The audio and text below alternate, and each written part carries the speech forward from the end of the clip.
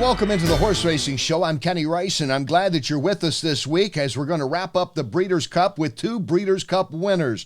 Mike Repole, the owner of Vino Rosso, the Classic winner, will be joining us, and then later on it will be Peter Eurton, who pulled the biggest surprise of the weekend when his 45-1 shot stormed the court, won the Juvenile. So, Mike Repole, Peter Eurton, coming up on the Horse Racing Show. Glad that you're here with us for episode 42. Jackie Robinson number. Episode 42. How about that? Scott Hall with us. Ben Chafin's with us. Who are you? They call me Babyface. I notice Mr. Thomas Kenny, all clean shaven, threw me off the game here for a little bit. Coming off Breeders' Cup weekend, of course, at Santa Anita, they had 67,000 plus for the big day on Saturday. Overall, over 100,000 people came for the 2 days. 109 million plus bet on the 2 days of racing. It was 20 seconds away from being perfect. And then sadly, a Mongolian groom had to be pulled up, eventually had to be euthanized. And that was something that got the focus throughout the nation on, certainly in the mainstream outside of the realm of horse racing, but also within the industry as well. That had to be reported, of course. But it was just a sad thing. For those with the Mongolian groom, we certainly send out our condolences. It was very sad. But overall, especially considering that horse racing, I thought, did a great job. Santa Anita and the Breeders' Cup. There were 30 veterinarians on call all over the place. That's really 2/3 of an increase of what you would normally see. Every horse was inspected 3 to 4 times. You had vets following them all the way from the barn area to the paddock area out to the racetrack. 8 horses of the 168 were scratched, including Fleeting that Aidan O'Brien had, and the Filly Mare Turf was scratched, was certainly a contender, and Imperial Hint, a contender in the sprint, also scratched on race day. So nobody had any favorites there, no preferential treatment. And that it was just sad to see it end that day that way. But on top of that, it was a sterling performance by Vino Rosso, a 4-year-old who stayed on the track and won the Classic. And just in a few minutes, Mike Repole will talk to us about that. And now we get ready for Horse of the Year honors, Mr. Thomas Kenny. You know, we thought after this weekend it'd be a little more clear, but What do you think? if anything, the waters are even muddier than they were last week. Well, Vino Rosso may get some. I mean, he had a great Jockey Club Gold Cup. He finished ahead of Code Honor, was disqualified. He made a great performance. I have already in this week's NTRA poll that I vote on, I put Bricks and Mortar in at number 1 and Matoli right a close number 2. But as we looked at, you've been researching Horse of the Years in the last 20 years. And you don't have to be the Breeders' Cup Classic champ to win Horse of the Year. Although it certainly helps. It doesn't hurt. It doesn't hurt. It's like the heavyweight boxing thing. You kind of think of the heavyweight boxers first, unless you're Canelo Alvarez, who had a big win. Okay. So the Horses of the Year recently, we've had some fillies come across fillies and mares in the last 20 years, right? That's right. Most notably, 2010 Zenyatta. Yeah, she's pretty good. Yeah. Rachel Alexandra the year before that, 2009. It was amazing to have back-to-back disc staffers so good, back-to-back like that. Had de Grace won it in 11. That was kind of a mixed-up year because you didn't have a real standout Triple Crown. Animal Kingdom had won. Shackelford had won. Big upset in the Belmont that year. So that kind of opened it up. But you also had, let's see, what years did Wise Dan win? Because there was 2012 and 2013. Okay, so you got Grass, you got Mile. So it didn't have to be a distance horse there. That's in stark contrast to, obviously, Triple Crown winning American Pharaoh and Justified. Yeah, that was kind of both winning Horse of the Year. Remember we talked about the first year, though, how could there be controversy that Justified couldn't be Horse of the Year? He won the Triple Crown. 13 times it's happened. I think that would locked it up. But you remember going in, when we started the show this year, we talked about it, the Eclipse Award, would that seal the deal for him? Well, it did. Yeah. It did. This year, not so much. I think it will be interesting. I do think Matoli is going to get some votes. I think Bricks and Mortar is going to win it, but I think Vino Rosso is going to get some votes. And Midnight Bisou. Midnight Bisou, who finished second. It wasn't like she had a clunker, so she finished second, but I think she had to win. Definitely. I think she had to win. Let's see. That was kind of it going into it. I think that was kind of what we talked about last week, wasn't it? We figured it'd come down to those. How about Covfefe, though? Oh, one of my favorites. one of my favorites. She is Little Lightning Bolt. And, you know, Brad Cox has been on the show. One of the breeders, the breeder, Helen Alexander, has been on the show. That was one of my favorite races. That was one of my favorite races to watch that day, as well as see Matoli and Bricks and Mortar. The Classic was stirring. The day before the 45-1 shot, I'm looking around going, who has stormed the court? I'm with 8 Rings camp. I'm with Bob Baffert's camp. Who's stormed the court? I didn't even know. Obviously, I wasn't the only one who didn't know, was I? I didn't know. At 45-1. Anybody tells you they get all these long shots, oh, I hit that long shot. I'd like to see the ticket. If I hit the 45-1 shot, I'm taking the picture. You're going to see it. You're going to know. Right? Absolutely. Kofefi, your favorite of the day. I like that. A Little Lightning Bolt certainly was electrifying. Bum. We're here all week. Okay, we're here for about another hour. Coming up next, it will be Mike Repole, the winning owner, talking about Vino Rosso. Later on, Peter Eurton, who pulled that 45-1 shot. Stay with us here on episode 42 of the Horse Racing Show.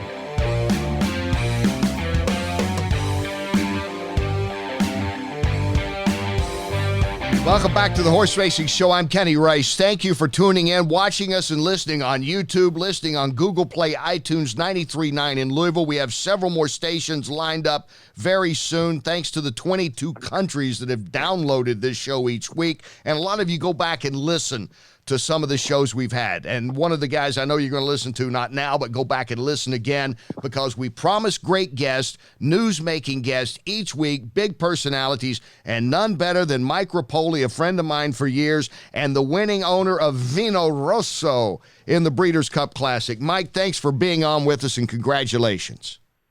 Thanks, Kenny, and that sounds great. Classic win of Vino Rosso. It's still surreal. And you know, the thing is, you waited a while, didn't you? It's like 2011 the last time you were in a Breeders' Cup?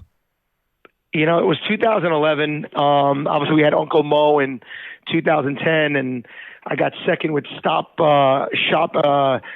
Shopping Maria in the Filly and Mare turf race, and we had Mo and Thirsty in the Classic. And you know, I always said I want to come back to these races, and but I always want to come back with. I think you know me, Kenny. I love to win, and you know, I could probably come to the Breeders' Cup every year with a 20-1 or 30-1 or 40-1, and I just I want to be in the right spot, and I want to do right by the horses, and I want to put me and my team in a position to win the big races. And Vino Rosso was trained so well by Todd Pletcher, obviously a future Hall of Famer. You put him in the right spots. I mean, everything was building, I thought, to this moment. And I saw you at the hotel there in Pasadena, and you had great confidence, as you should, in Vino Rosso. You know, it was.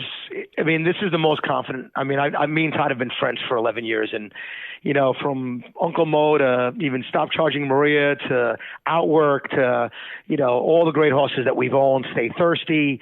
This is probably the most confident I've ever seen him. You know, he came out of the Jockey Gold Cup and he just got better and better and better. And after every work, Todd would say, "Man, I wish the race was tomorrow. Man, I wish the race was tomorrow." And you know, actually gave me more anxiety than I usually have, because how many times in your life are you going to have, you know, a chance to be in the Classic, a chance to win the Classic, and then, you know, when they open up that gate, Kenny, I mean, you know better than anyone, anything can happen. I mean, you know, look at Dennis's moment in the Juvenile, you know, 3-5, 4-5. And, you know, if he probably breaks clean, he probably wins by 6 or 7, and the race is over before it starts. When were you able to exhale, Mike, when you saw that he gets out of the gate good, he's sitting good? When did you start thinking, all right, I'm sitting in the position now, exactly what we want? You know, I mean, you know, my OCD, my ADD, my anxiety. I mean, I played this race in my head probably 3,000 times. And me and Todd spoke about it. Vinny and I spoke about it. Irad and I spoke about it. And you know what? We thought we were so happy with the post. We thought we would break a well. The goal was to have him up close. It looked like, you know, the track favored anything. You didn't have to be on the lead, but you need to be up close. You know, first turn, great shape. We were sitting fourth. McKenzie was ahead of us on the inside. And the way we played this on our head was eventually McKenzie's going to make his winning move. And that's when Irad's got to make his winning move.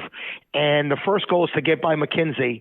And if we're lucky to get by McKenzie, get ready because Code of Honor, Alate, and Yoshida, they all might be coming with a big close. So Irad was in a position he had, where he knew he was going to make a middle move, and then he had to hope that there was nobody behind him. And, I was confident probably, I'm going to say 98% of the race. There was a little time where when McKenzie started to sputter away, maybe at the 3/8 pole, and we were just about to make the turn, I thought they got a little bit away from us, but Irad took a little bit of a look back, and probably within a 6-second period, he made up 6 lengths. So he went from down 10 to down 3 really, really quickly. And then we got to the top of the stretch, and it started to feel really good right there, to be honest with you. Oh, he was rolling when he came to the stretch. It was at that time I realized that he was going to win it.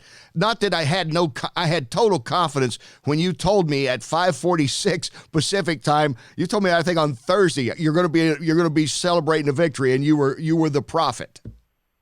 It was. I saw you on Friday after the races, and we were in the Westin lobby, and I saw you, and obviously we've been good friends for a bunch of years, and I said, at 5:46, I said, just get ready, you'll be interviewing me, and I was a little disappointed it wasn't you interviewing me, but I totally understand. I mean, there's so many great NBC guys down there, but I just had so much confidence, and it wasn't just so much just Todd. I mean, I went to the track on Wednesday, and people who I knew and didn't know kept saying, your horse looks amazing.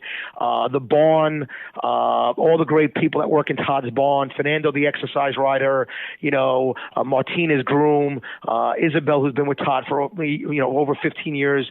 Everybody was raving about him. And, and it just, you knew the horse was going to run great. You just didn't know, was there going to be someone who also had a spectacular day? And, listen, we planned this 5.5, 6 months ago when we sent them out here for the Gold Cup and Memorial Day weekend and get a race over the track. And we knew that when he won that, he would like the track. And a lot of horses had questions on whether they would like the track or not. We didn't have that question. What I thought was so great about it with all that's gone on this year, and I'm going to dwell on that and all, but you have, and they always say, when's the star coming? Why can't horses stay around? Here you have a 4-year-old. He comes back this year. You run him this year. He has a great season. He's certainly in the mix for Horse of the Year, and he wins the Breeders' Cup Classic. And I think that's a lot of credit to Mike Repole, who I'm talking to, and co-owner Vinny Viola and trainer Todd Pletcher, and all that's involved with Vino Rosso.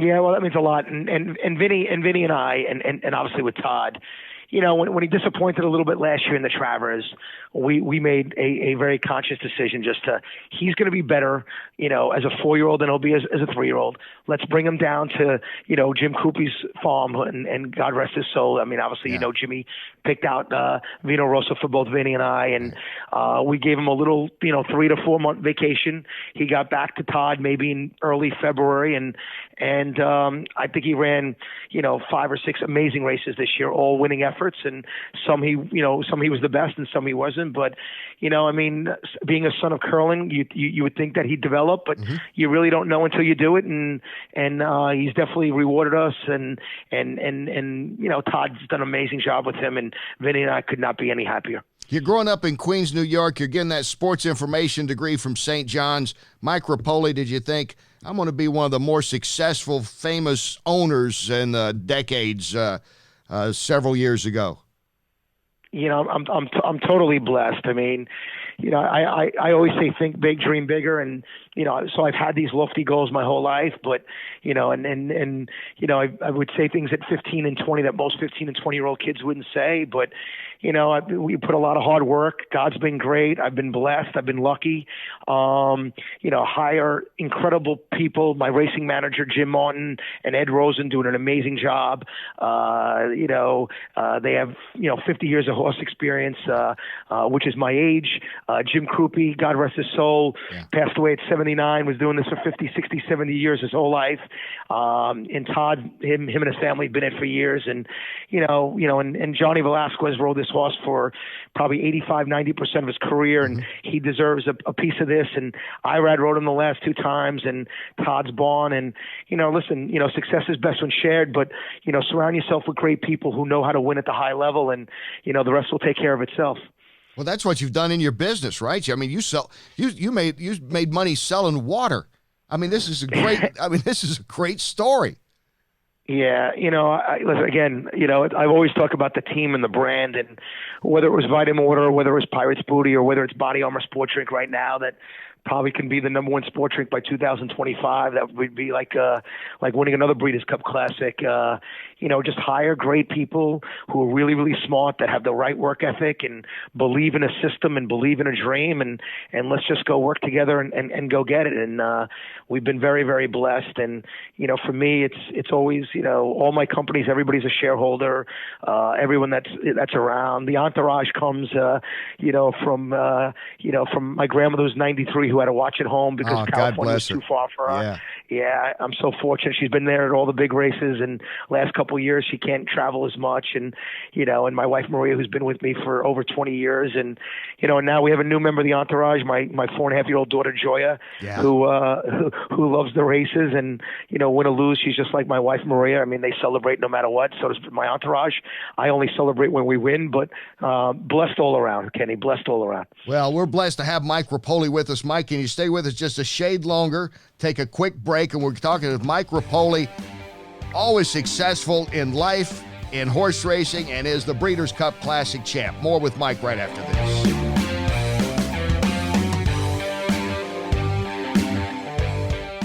Welcome back to the Horse Racing Show. I'm Kenny Rice. Thank you for joining us. Delighted to have Mike Repole with us. I've known him for a long time.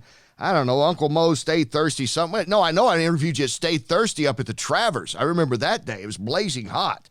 But Mike's been a friend, and you cannot be around him and not be happy. He has that kind of contagious happiness that you always have, win or lose. Obviously, it's great to win. That's the goal. But, you guys always have a good time at the track, Mike. Listen, my dad was a waiter. My mom was a seamstress. They were born in Italy. For us just to be in this country, for us to be having this success, there wasn't one winner and 10 losers in the Classic. I mean, anybody that participated in the race, all the connections, the horses, the owners, the trainers, the jockeys, the bonds. I mean, it's a celebration. Think of this. I mean, there's 30,000 horses born every year and 11 run in the Classic. How can you not celebrate, that? I mean, is it nerve-wracking? Do you want to win? When you win, does my beautiful entourage take it to another level? Yeah, we do that. But you know what? Listen, the parties after the races, you'd be surprised, are not that much different, win or lose, because we just know how blessed we are and how lucky we are, and we really do take one day at a time and really do appreciate and just soak in moments like this, and we just scratch our head on how blessed we are. Yeah, I was trying to get to you, and honestly, I was enjoying from not that far away watching the entourage celebrate Vino Rosso's victory, Mike. That had to be one of the great celebrations. I know our camera guys were loving it. They were telling me after, they said, nobody has more fun. I said, I can imagine the camera should follow the Repole party all the way through the evening. The video will be spectacular. Yeah, it's a lot of fun. I mean, there's a lot of from my wife and all her friends and her entourage and my sister-in-laws and my aunts. A lot of laughing, a lot of dancing, a lot of drinking Vino Rosso all night, and the next day makes for a little bit of a tough day, but it's well worth it. It's well worth it. Any idea how much Vino Rosso was consumed that night? You probably, I don't know if you could even keep a count.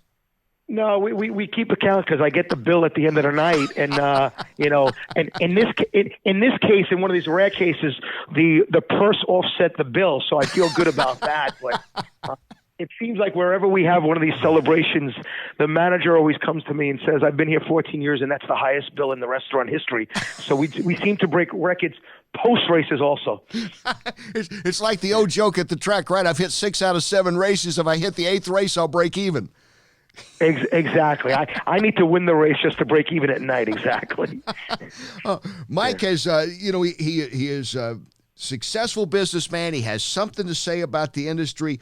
You have, I wouldn't say outspoken, but you certainly have talked about a commissioner and having some structure in the sport and looking down the road as a good businessman would do.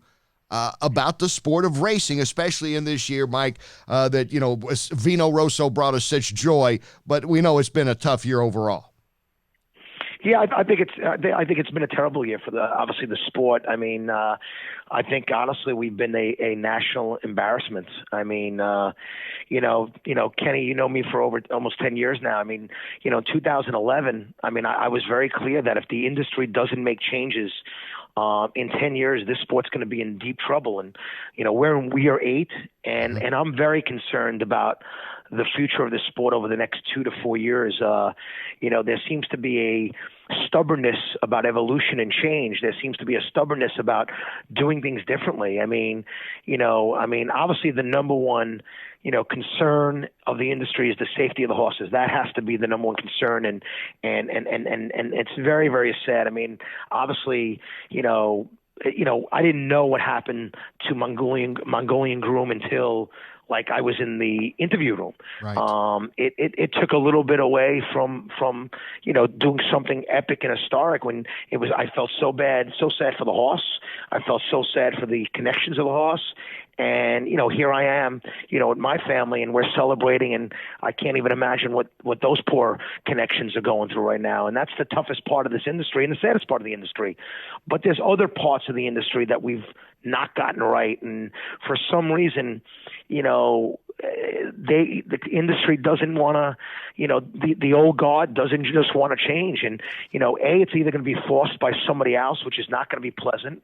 But I've been asking for a national governing body, a national commissioner that, at the end of the day is here to oversight the sport and not make decisions that are best for owners or breeders or horses or jockeys or trainers, but the industry as a whole. No one is looking at the industry as a whole. And, we need to start doing it, because when Santa Anita has issues, the whole industry has issues. When there's a jockey issue, everybody has an issue. And I really hope over the next, 6 months, we really start to look into making some major changes. And, everybody has to get together, but, it doesn't seem like, it's, I've built businesses on working together, and I don't feel like we have that right now in the industry. And I think if we don't make a drastic change, probably within the next year, I think the sport is going to be in worse shape in the next 2 to 4 years. I think you've nailed it. And, it's been good to me. It was my entree into national television. But, there's too many of them out there, too many of the guys. They know who they are. They're the guys that don't come on this show. They're still living in the 50s, boxing, baseball, and horses. And, it ain't the case anymore. And that's why it's good. That's why you're so refreshing, by the way, when you came on. It's good to see people celebrate and not look like they're sad that they just want to race or have this decorum about them that they're, at a perpetual golf tournament. Yeah, no, it's funny you said that, because when I was in my late 30s and then early 40s, and we would have these kind of incredible celebrations in Uncle Mo and Stay Thirsty, we were almost frowned upon. Like who let these guys in? I know. Guys weren't invited to the club, and you know what? I've always told my friends, I've always told my entourage, be yourself, man. We're gonna celebrate wins, and when we lose, we high five the people that are walking to the winner's circle. Right. We congratulate Bob Baffert, who walks by, and Chad Brown, who walks by, and when Todd wins with another owners, I'm happy for those, because that feeling is a great feeling, and sometimes you're going to be there. And 80% of the time, you're probably not going to be there.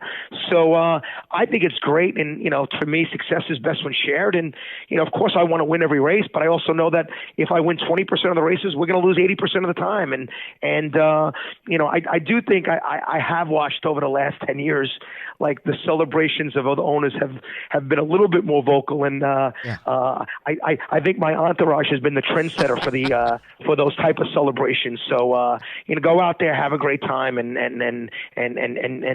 listen, they don't always come around, and especially a win like the Classic. It's a once in a lifetime, and it's a dream win. Mike Repole continues to raise the bar. You think you got the horse of the year in Vino Rosso? I mean, I think we got the older horse of the year, and at the end of the day, there's so many great horses that did so many great things. I'm not gonna go out there and campaign for him. I mean, the way he won the Classic in an amazing style. Not only was it 4.5 lengths back to McKenzie, it was another 4.5 lengths back to Higher Power. They were spread out. The track was a demanding track. I do know that I have the best horse in the country today. Whether he has a full resume for horse of the year, I'm not so sure. And honestly, that's not up to my decision. And it'd be great, but for me, I'm just so happy for the horse because he needed a big win on a big stage. Winning the Wood Memorial was nice. Winning the California Gold Cup was nice, but this horse is taking my family and friends on a ride. He took us to the Derby, he took us to the Belmont Stakes, he's taken us to the Jim Dandy, he's taken us to the Travers, yeah. He's taken us to all these big races. Just because he didn't win one doesn't mean he wasn't a great horse, even if he lost the Classic. And, for him to get that on that day when everybody, not only in America, but globally is watching was amazing. And honestly, incredible job by Todd Pletcher, who, you know what, he hasn't had the easiest of years the last year. Right. Everyone's used to Todd winning every single race, and all of a sudden, he's in a slump because he hasn't won every single Grade 1 or Grade 2, Grade 3 out there. But this was special for him, his barn, his team, his assistant trainers, the entire barn. Truly, I've said it to him. I'm happier for Todd than I am for myself. I mean, he is a guy who, gets to the barn at 3:30 in the morning. It's 7 days a week, 365, and to be part of his first Classic win, man, that means a lot. I mean, where this isn't an owner-trainer relationship. This is now two friends, and he can say whatever he wants to me. I can say whatever I want to him, and he's not gonna get rid of my horses, and I'm not gonna take them away. So we're stuck with each other. So that's our relationship. And I'm glad that you are. Two great guys in the sport. And Mike, did we have fun today? I knew we'd have fun when you showed up. I appreciate it, Kenny. It's always fun, and win or lose, man. Life is too short. Let's just enjoy the ride and thank God for our blessings. Well, I appreciate your friendship. It was a great run to watch Vino Rosso all year, capping it off with the Classic, and we will have you on again, Mr. Mike Repole. Thank you, Kenny. I appreciate having an awesome day. All right, thank you. More to come here on the Horse Racing Show.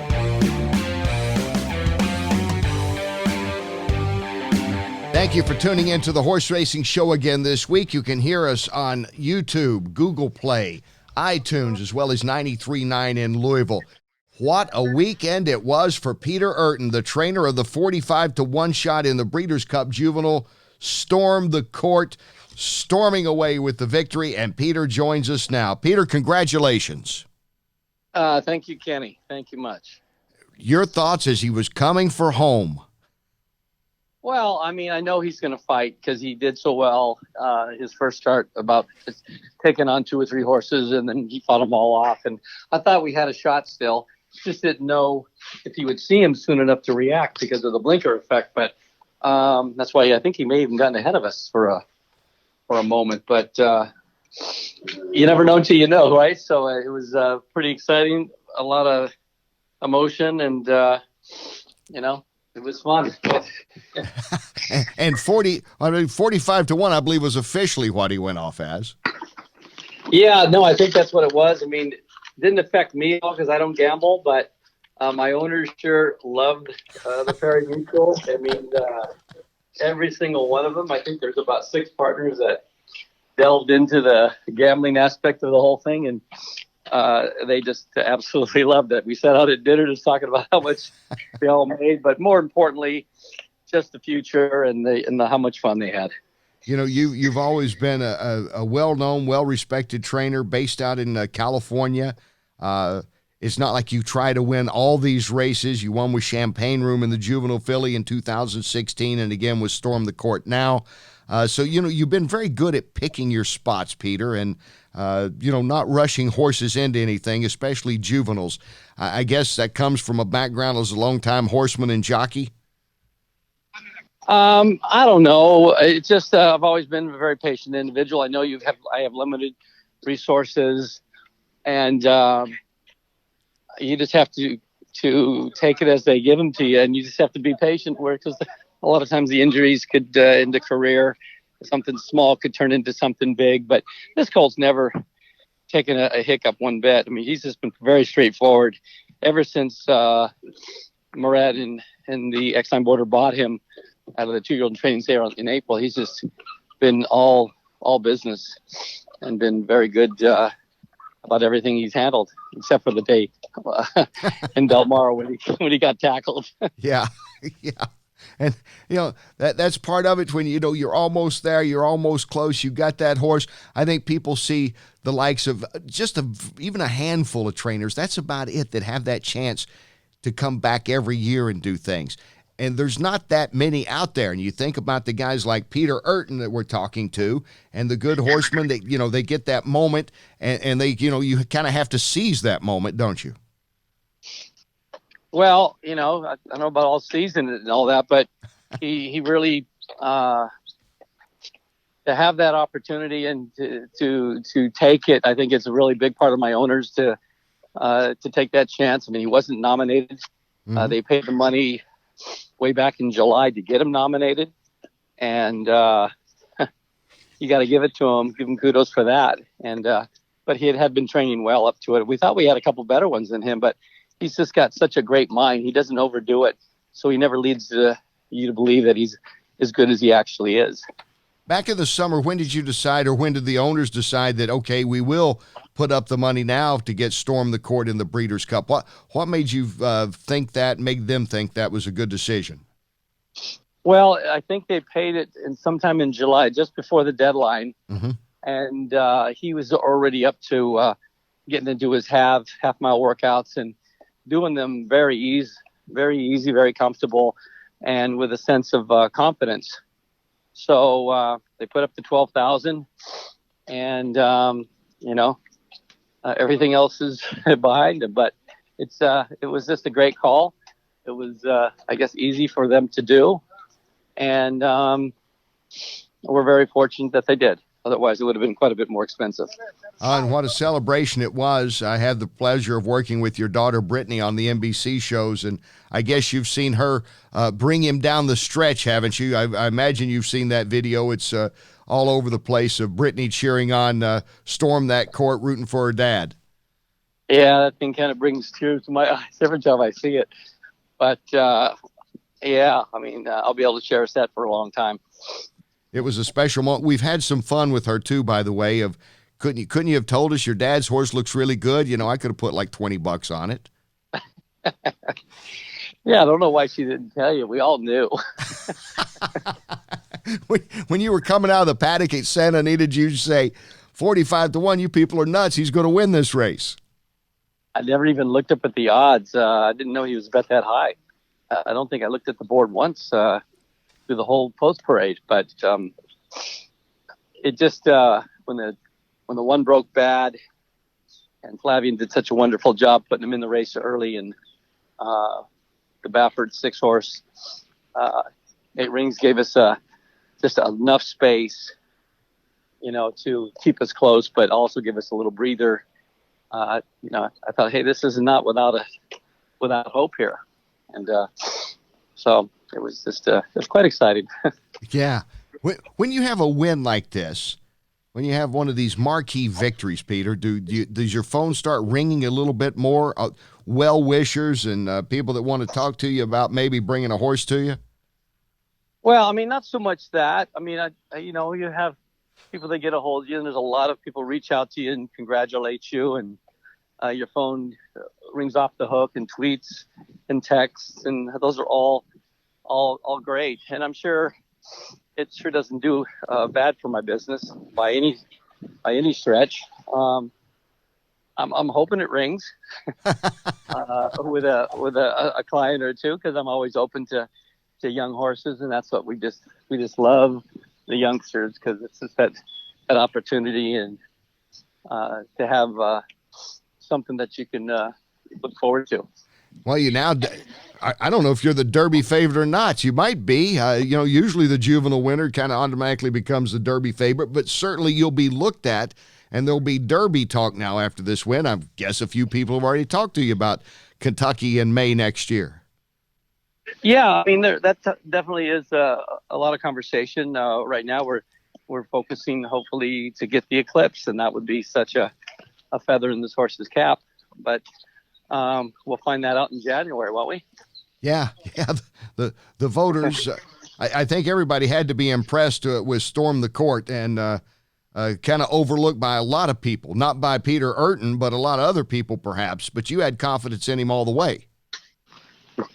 I had confidence enough to think it was worth an opportunity, because I didn't think we really saw the real Storm in the American Pharoah. He ran a little bit green due to what happened to him in Del Mar. I think he was just a little skittish in between horses, and that was one of the reasons Flavien recommended the blinkers, just to give him a little better chance. And it sure enough didn't hurt. We just thought it might make him a little keen, but after working him a couple of times, it seemed to help quite a bit. So I tell you, he's honest, and he's got a heart big, and he is talented. So he's got some growing to do, some filling out. He's grown so much in the last, since we purchased him, maybe a good 2-3 inches in height, and he's got some scope to him, and he just needs to put some weight back on him. That's the thing about 2-year-olds, isn't it? I always liken it to the high school athlete who goes to college. You never know if they're going to be the next star or if they're just going to be okay, because there's a lot of 2-year-olds out there, or in this case, a lot of great high school players trying to make it in college. This is true. He's just what he's got going for him, as well as most trainers know. You've got to have a mind, and he's got a great mind to be a good horse. So all he needs to have is talent, and it seems like that's he's going to have to get better, though, because there's going to be a lot of really good 3-year-olds that are going to pop out of the woodwork that we haven't seen, as well as some of the ones that didn't show up, and you know who I'm talking about. So it's going to a 20 horse field is, you better have a good mind for that. That's for sure. Yeah, everybody has to. Reporters, trainers, everybody has to have a good mind when you got 20 horses in there, don't you? That's a lot of horses. Yeah, and a lot of luck. Quite a bit of luck. And a great training job by Peter Eurton with 45 to 1-shot Storm the Court. Oh, they know who he is now, the juvenile winner at the Breeders' Cup. When we come back, we'll talk more with Peter, a fascinating career from jockey to Breeders' Cup winning trainer. All that coming up. Stay with us here on the Horse Racing Show.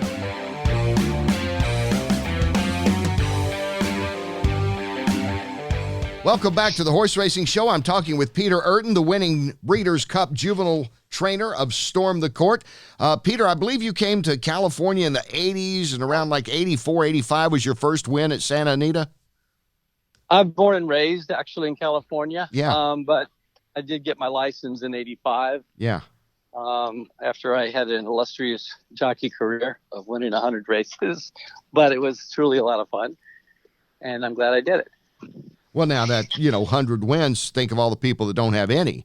So it's probably more like 20 or 30 wins, but every year it gets to be a few more. I keep adding on to it. But. You win a few more Breeders' Cups, it'll be up to 500. There you go. With the background, though, as a jockey, how has that helped you as a trainer?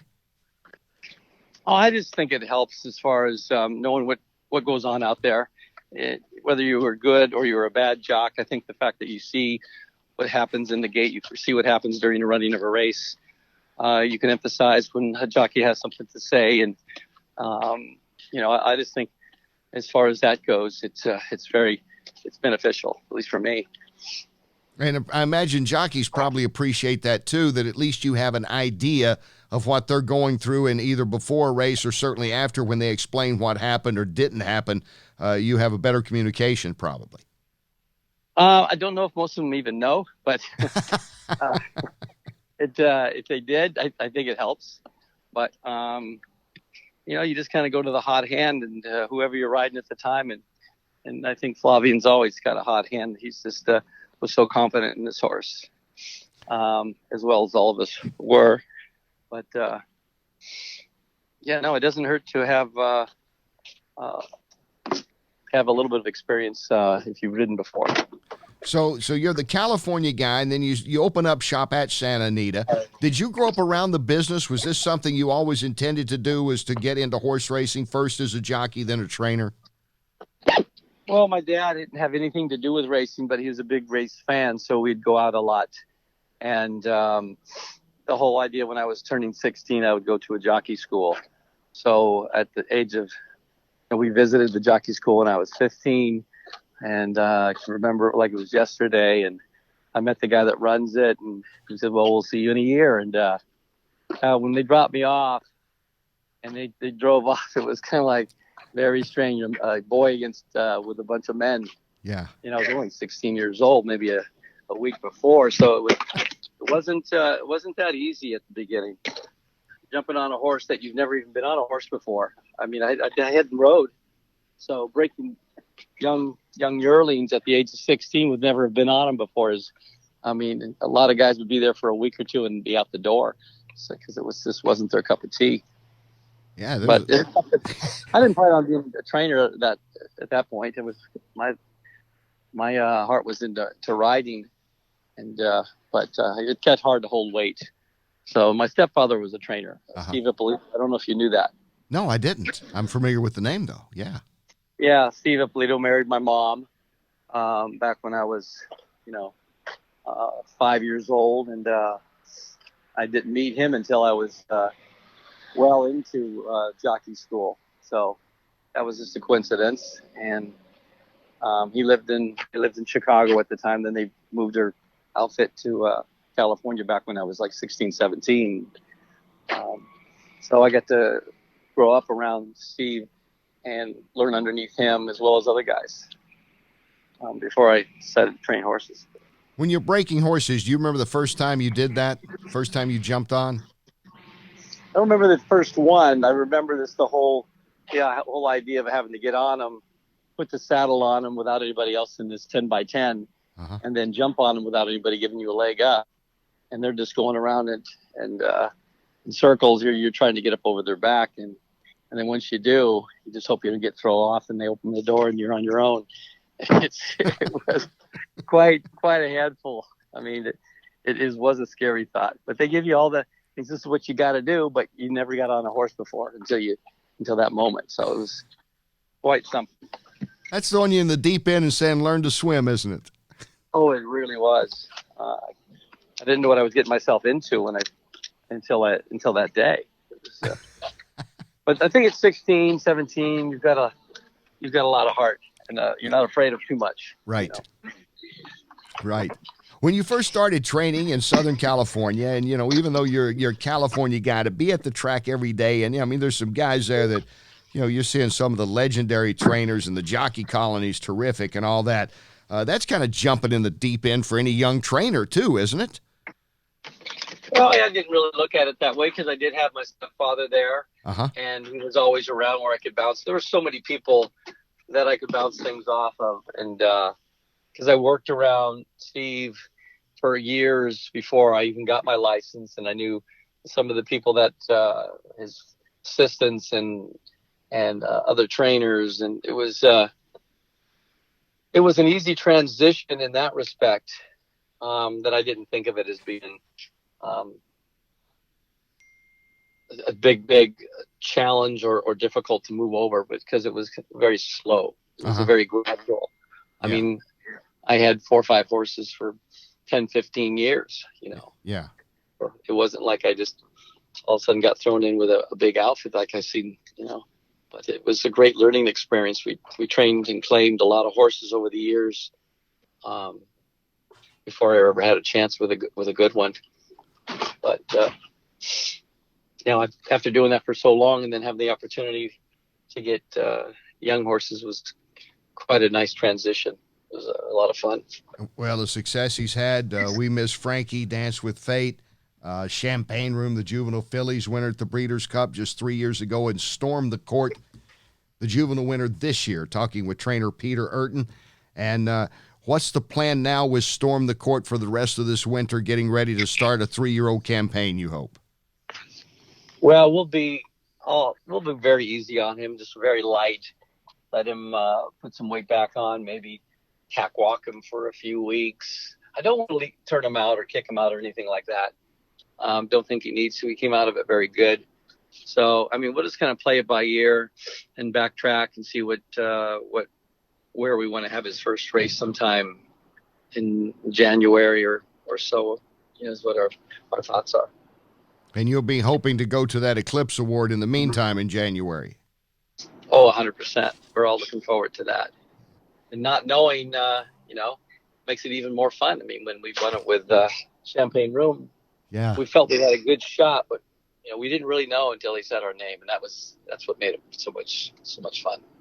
What was it like to have your daughter Britney interview you after you win a Breeders' Cup race this year? It was pretty thrilling. I mean, to have your daughter and just to have her in the same business as you, and we're just so proud of her. She's just growing and growing, and she's got so much passion. I mean, and that's what makes it so good. This isn't a job to her. This is something that she truly loves, and to have her a part of it is just. You can ask any father. I think they would say the same thing. To have them part of your lives every day. We talk every day, whether it be horses or whatever. Just makes it that much more special. Well, she's a special lady and great to work with, and all of us at NBC were enjoying her excitement of watching Storm the Court come down the track. That was a terrific moment, a great moment. Thank you. Yeah. And we appreciate. Yeah, I mean, I know you'd like to have a few more of those, and maybe you'll have one at the first Saturday in May next year. How would that be? That'd be something, wouldn't it? That would be a thrill. Going there the one year with Dance was quite a thrill. We didn't place, but we ran a good race, and just the whole experience was worth every bit of it. Peter, I thank you for your time. I really congratulate you again. A terrific job with Storm the Court, and great to have you with us, and we'll do it again, okay? Thank you, Kenny. Appreciate it. Peter Eurton, the trainer of the Breeders' Cup Juvenile winner Storm the Court. Keep an eye on him also at the Eclipse Awards coming up. And we'll be back with more of the Horse Racing Show right after this. Welcome back to the Horse Racing Show. A few precious minutes to go. Thank you, Mike Repole, for being on, and Peter Eurton, 2 Breeders' Cup winners this week. That's what we do. Fanny Salmon will join us next week. I'm looking forward to that. She's an international racing correspondent all over the world. Get her perspective of different tracks and how, like American and European racing, there's similarities. A lot to talk about there. Getting ready to wrap this up. Do you watch most of the Breeders' Cup? Not live, but I caught a lot of it on NBC Sports Network has like a YouTube channel where they posted a lot of highlights. That's where I watch most of it. Now, see, that's interesting because with horse racing in general, it's sports in general, too. I mean, it's very different than the old days where you sat in front of the TV or you saw nothing. I've been told a lot of people were watching on like an iPad or watching it, or they were on their iPhone watching it. And that's what I tell people about this show. They go, this show, it's gaining. I said, yeah, it's gaining some popularity. We keep increasing the ratings. We got more viewers each week because, this is the way it's going for so many sports. It is the YouTube, Google Play, iTunes world. And of course, it's good to be on radio and TV as well, but it is a different world these days. And I think horse racing might be embracing it more. I believe the Breeders' Cup did a pretty good job of sending things out as well. And I know NBC did. Mm-hmm. Do I look different on a little phone than in person? Just a little smaller. Yeah, I feel small on the phone. I feel really small. Well, it was fun for me, and like I say, I thought they did so many things well, and it was sad that it ended the way it did with Mongolian Groom. But again, you had so many great stories. I think Vino Rosso is one of the best stories too, because you don't have those. Look, last year, Vino Rosso last year was running against Justify. Who else is still around? Well, that's Vino Rosso. So, congratulations and kudos for keeping him out there on the track. All right, Ben, anything you need to add to number 42? Just remember that we are the answer to the life, the universe, and everything. Thank you. On that note, there's nothing else to add, nothing else. For Ben Chaffins and Scott Hall and Mr. Thomas Kenny, I'm Kenny Rice. We will see you next week. Talk to you next week on episode 43 of the Horse Racing Show.